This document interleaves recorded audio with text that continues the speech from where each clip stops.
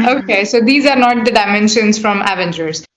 I've never thought about that. Maybe I should use it in some talks. Or, yeah. Yeah, totally. Yeah.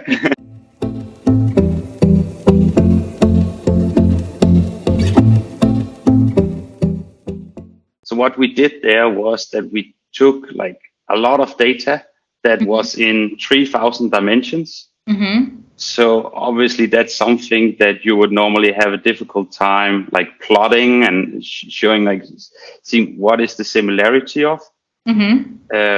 So all this data was of chemical structures and then also scattering data.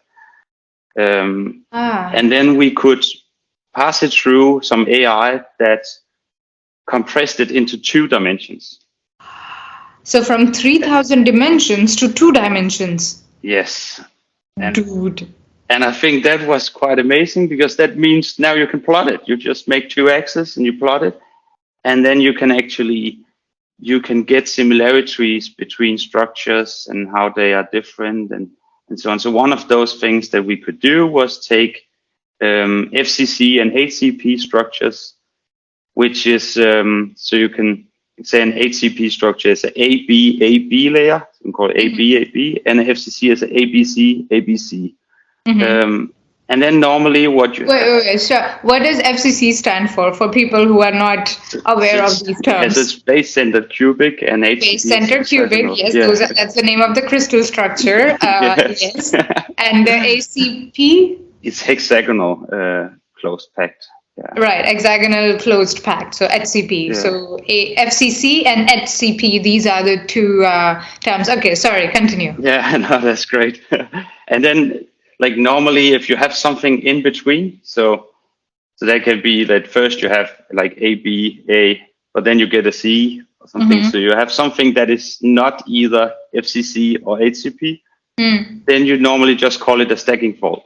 And we don't know so much about it, but it is quite difficult to understand them because like 3,000 dimensions, right? But when you compress it to 2 dimensions, in this space you can actually see that the machine also learns that this is something in between FCC and HCP, and you can begin to understand, or this stacking fault is different from this one up here, and you can begin to see how much is it similar to other chemical structures. And I think it's quite beautiful where math is like meeting chemistry and you can begin to it sounds so cool. I do you have like, I don't know, I mean, of course the 2-dimensional picture or the plot or that graph you must have, but is there a way to visualize these like 3,000 dimensions sort of a data?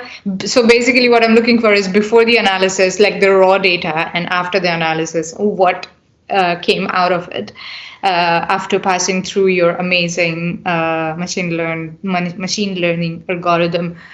Do you have, is that available? Like, so you're kind of thinking if we didn't have AI, if there would be any other method to do this? That's also interesting. Yes. What I was asking though was any way to visualize, like showing basically like without AI, this data would look like a mess. So it would, because you would need to visualize so high dimensions. I have no idea how to do it. Like 3,000 dimensions. Like normally I would have no idea how to visualize that, but when you pass it through the algorithm and you get it down to 2, then it's just a normal plot as we know it. Probably a rookie question, probably a stupid question. 3,000 dimensions. So when you say 3,000, so I know the X, Y, Z, and then time can be a dimension, and So what are these 3,000 dimensions that we are talking about here? So in this case, it's a little bit equivalent to every data point you have in a data set. So if you take just one data set, then you can just plot it as it is so you have like an X dimension and a Y. and then you have 3,000 data points here. Mm-hmm. But then when you have a lot of data sets, then let's say you have 1,000 data sets with these 3,000s, then it's beginning to be difficult to see similarities and differences. Right. Then you take all these 3,000s.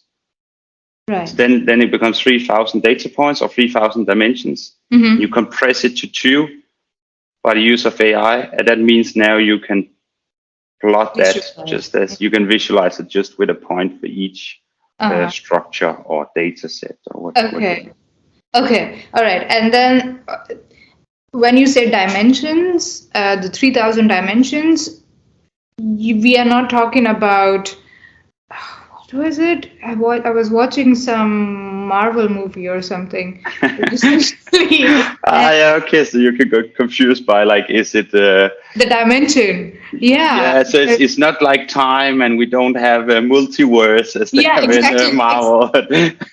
Exactly. It was the Spider-Man movie, which is based in Europe, Venice and wherever. And there is the bad guy is I'm not from this dimension. I'm from a different dimension and version Earth. I don't know, 868 or I don't remember the exact number. So that's not the dimension that we're talking about. No. No, that's not how I think about it. But it's. I've never thought about that. Maybe I should use it in some talks. Yeah, totally. Okay, so these are not the dimensions from Avengers. These are the dimensions not in real. Well, they are in reality. It's not the multiverse. It has nothing to do with astrophysics or anything, and the universe. No. It's this tiny universe at the nanoscale that we are looking at, the atoms and the defects and yeah. Okay. That's, oh my God, that is so cool. Please tell our followers more about this with pictures, and please explain in as many words or as many tweets as possible when you're tweeting from the Real Scientist Nano Twitter account. I think this is super fascinating.